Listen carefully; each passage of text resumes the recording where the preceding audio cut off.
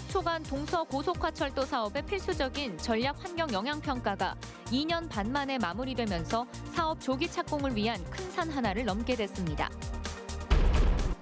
수학을 어려워하는 학생들을 위한 수학 대안 교과서가 일선 학교에서 큰 호응을 얻고 있습니다.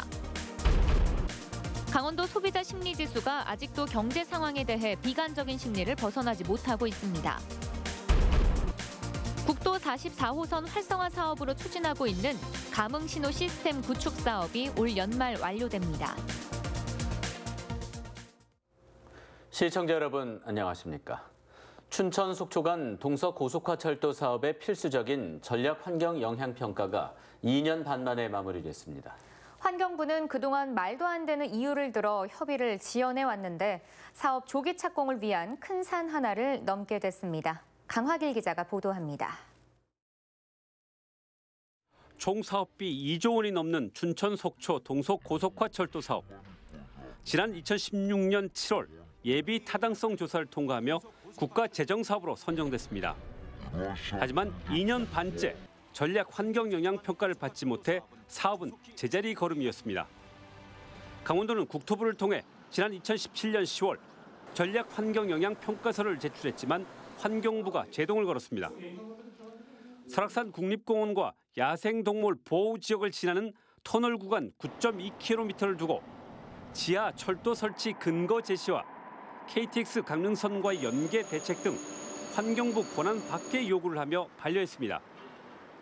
강원도는 대안 노선을 제시하며 그 뒤에도 3차례나 협의를 요청했지만 환경부는 번번이 보완을 요구하며 발목을 잡았습니다. 이처럼 그동안 목리를 부리던 환경부는 미시령 터널 아래를 통과하는 노선을 제한한 강원도의 요구를 결국 수용했습니다.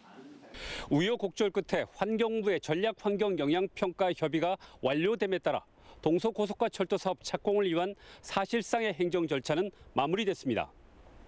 이제 남은 것은 총사업비 협의와 기본계획 고시, 설계, 5월 중 공사 기간과 정차역 등 공사 내용을 담은 기본계획을 고시합니다.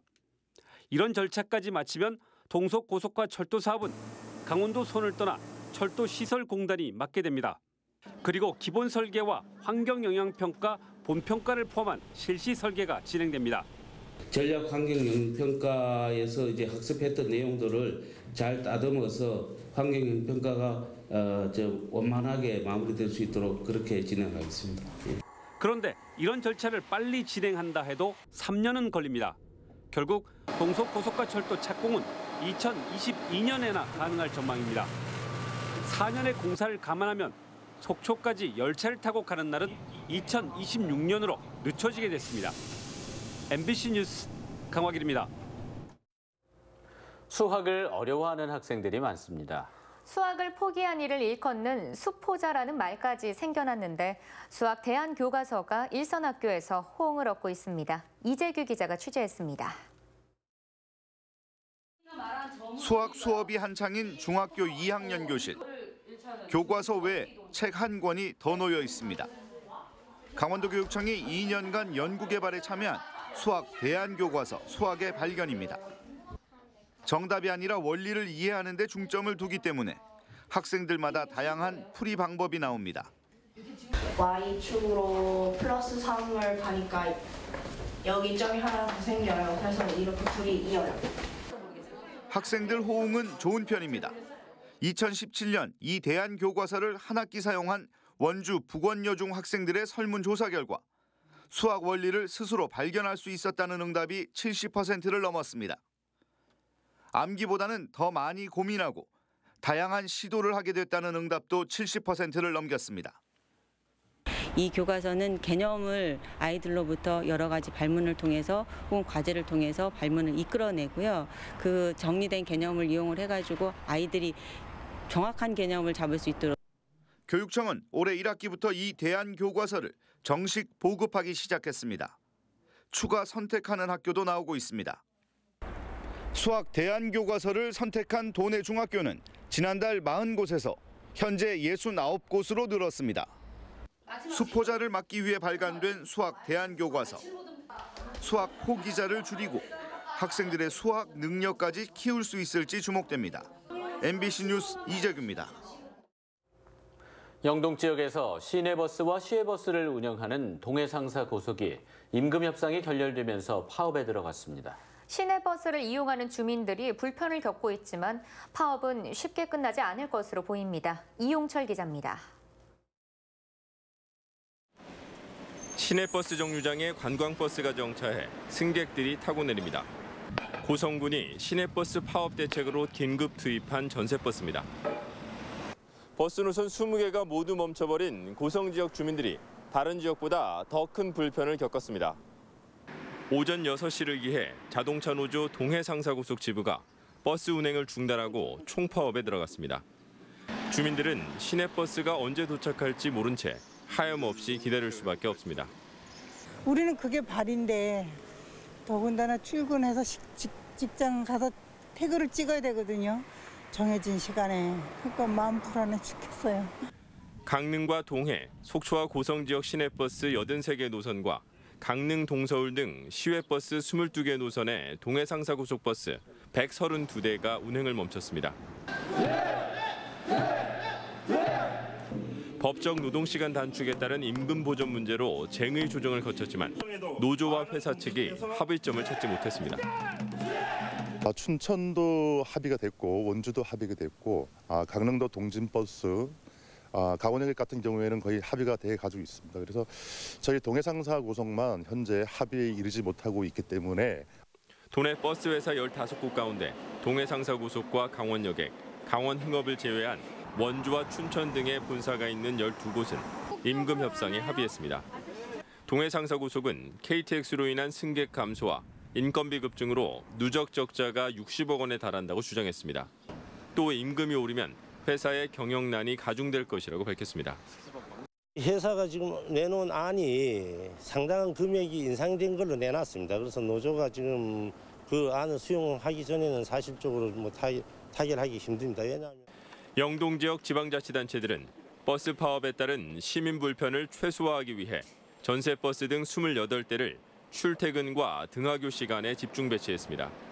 MBC 뉴스 이용철입니다. 평창군이 올림픽을 통해 창출된 평화유산을 바탕으로 평화도시임을 선포했습니다. 올림픽이 남긴 평화유산을 지역 발전의 동력으로 삼겠다는 구상입니다. 권기만 기자입니다. 불굴의 도전과 열망과 염원으로 이루어낸 평화올림픽 개최도시 평창을 평화도시로 선언하고자 한다. 평창이 평화도시임이 선포됐습니다. 올림픽 최초의 남북 선수단 공동 입장과 단일팀, 이후 성사된 남북 정상회담의 북미 정상회담까지 평창 동계올림픽을 계기로 시작된 한반도와 세계 평화 분위기를 소중한 유산으로 발전시키겠다는 의지를 공표한 겁니다. 평창 군민들은 상징적 차원의 평화도시를 넘어 평창 평화특례시로의 승격 의지를 다지고 있습니다. 지난 2월 개최된 평화포럼을 통해 전 세계에 평화도시 이미지를 알렸고 우리나라 동계스포츠 발상지인 발왕산 정상을 평화봉으로 명명하는 작업도 진행 중입니다. 평창군은 정부와 국회에 특례시 승격과 관련한 지원을 건의했고 남북교류 협력 활성화를 위한 조례도 준비 중입니다. 우리가 이런 성공한 올림픽을 좀 상징적으로만 가지고 있는 것이 아니라 이걸 대내외적으로 선포도 해서 이런 평화의식을 좀 높이고 세계 평화에도 기여하려고 합니다. 군민들의 뜻을 전할 서명운동도 시작됐습니다. 올림픽 이후에 지역적으로 많은 경기가 지금 침체되어 있는 것은 사실입니다. 이번에 평화도시를 선포함으로써 다시 한번 세계 속에 우리 평창을 알 수 있는 좋은 계기가. 여기에 오는 5월 1일 평창올림픽 기념재단이 출범하게 되면 평화올림픽 유산 사업이 본격화될 것으로 기대를 모으고 있습니다. MBC 뉴스 권기만입니다.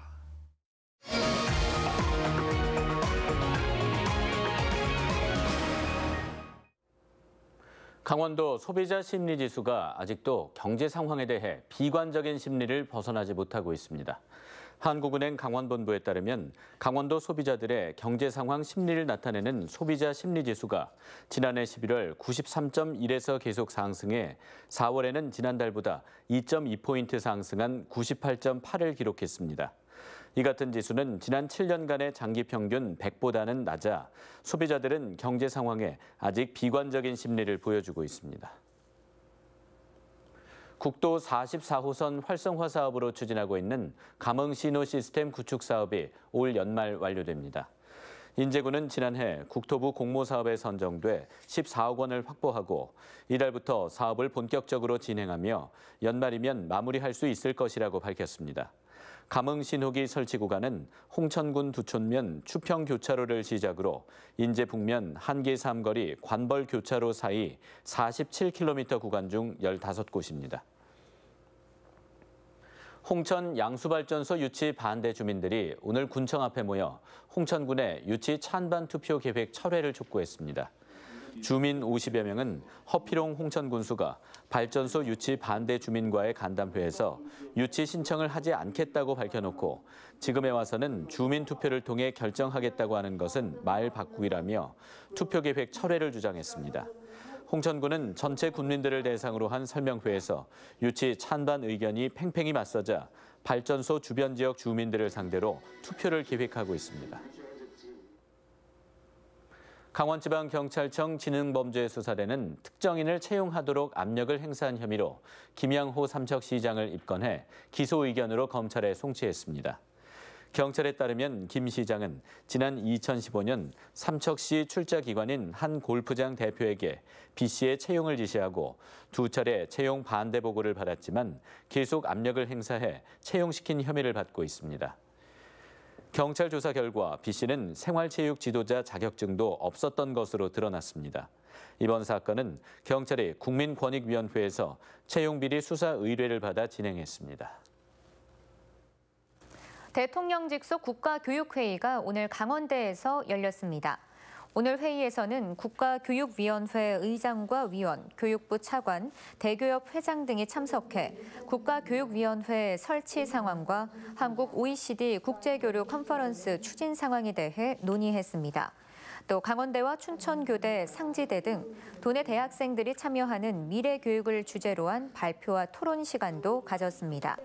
국가교육회의는 교육정책의 방향과 교육 거버넌스 개편 등을 논의하는 기구로 2017년 12월에 출범했습니다. 지난 1년 동안 춘천 지역 서비스 업계의 신규 채용이 증가한 것으로 나타났습니다. 춘천시에 따르면 지난해 1,500개 사업체를 대상으로 서비스업 실태를 조사한 결과 신규 직원 평균 채용 인원은 3.2명으로 2017년에 비해서 0.4명이 늘었고 평균 종사자도 3.9명에서 4.1명으로 증가했습니다. 한편 사업장 경영에서 가장 큰 어려운 점은 운영자금 부족이며 업종 전환을 하겠다는 사업주들의 희망 업종은 전체의 69%가 숙박과 음식점을 꼽았습니다. 유치원 비리 신고센터가 제대로 운영되지 않고 있다는 본방송 보도와 관련해 교육청이 대책을 내놨습니다.